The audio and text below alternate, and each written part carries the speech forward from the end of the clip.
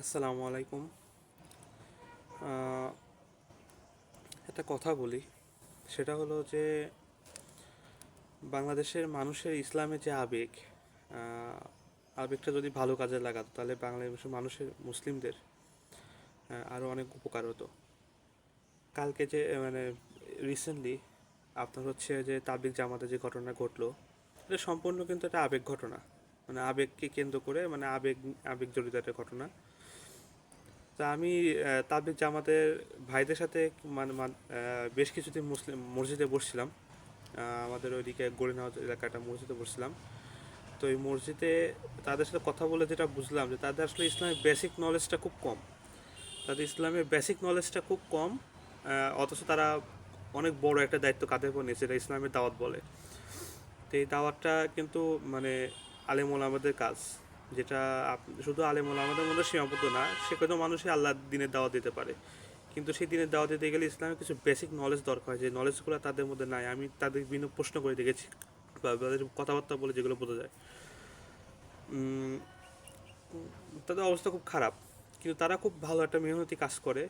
তারা যদি ইসলামের বেসিক নলেজগুলো ঠিক রেখে তারা এই কাজগুলো করতো তাহলে আমার মনে হয় অনেক ভালো হতো।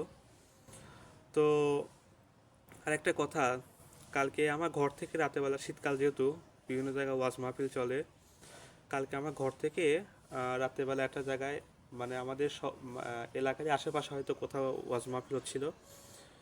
তো রাত্রি যখন 12:30 বাজে তখনও দেখি কোরআন তিলাওয়াত চলতেছে, কোরআন তিলাওয়াত করতেছে কয়েকজন ছেলে, আবার গজল গাচ্ছে, নাশিদ হচ্ছে। তো তখন বুঝতে পারলাম যে এখনও মনে হয় প্রধান বক্তা এখন উপস্থিত হন নাই। তো 12:30, সরি, 12:45 দিকে তখন মনে হয় প্রধান বক্তা আসলেন। 12:45 সময়, রাত্রে শীতের রাতে 12:45 সময় প্রধান বক্তা এসে ওয়াজ করতেছেন, এবং ওই ওয়াজের প্যান্ডেলের সাথে যে মাইক আছে ওই মাইক বাদেও আশপাশে অনেক দূরে মাইক সেট করা। তো এই শীতের রাতে 12:45 সময় যদি ওয়াজ মাহফিলে কোনো প্রধান বক্তা আসে, তাহলে বক্তার কি অবস্থা, আর ওয়াজ মাহফিলে যে কমিটি তাদের কি অবস্থা চিন্তা করেন। শুধু তো শুধু তো সবাই যে ওখানে ওয়াজ মাহফিল শুনতে গেছে তা তো না, এলাকাতে আশেপাশে অসুস্থ মানুষজন আছে, তাদেরও তো সমস্যা হয় এই মাইকের আওয়াজে। 12:45 সময় যদি আপনি ওয়াজ মাহফিল প্রধান বক্তা আসে, তো প্রধান বক্তা কি অবস্থা আমি চিন্তা করেন, আর ওয়াজ মাহফিলে তাদের ওয়াজ শুনতে তাদের কি অবস্থা। ওদের তো সকালে ফজরের নামাজই মিস। সারা রাত ধরে ওয়াজ শুনে আমি যদি সকালে ফজরের নামাজ মিস হয়ে যায়, তাহলে আমার সেই ওয়াজ শুনে আমার কী লাভ, কী লাভ আমার। তো এই বিষয়গুলো এগুলা কিন্তু সবই মানে বাঙালি মুসলিমের যে আবেগ, ধর্মীয় জ্ঞান কম, আবেগ অনেক বেশি। এই আবেগের কারণে বাঙালি মুসলিমের অনেক ক্ষতি হয়ে যাবে একসময়। আর এবং ক্ষতি হয়ে যাবে, কি ক্ষতি হচ্ছে, নিয়মিত ক্ষতি হচ্ছে। এই বিভিন্ন মুশরিকরা, কাফেররা এই সুযোগগুলো নিচ্ছে। হ্যাঁ, তাবলিগের দুই দলের মধ্যে মারামারি, দুই দল করা কি দরকার, সবই তো একই উসুল, একই বিষয়ের উপর চলাফেরা করে আমার জানার মধ্যে। তো এই আবার এত মানে দুই দল নিয়ে মারামারি করা কি দরকার। এই ফেতনায় যে এই আমার মনে হয় কি তাবলিগ জামাতের এই ফেতনাগুলো এগুলা বন্ধ করে দেওয়া উচিত।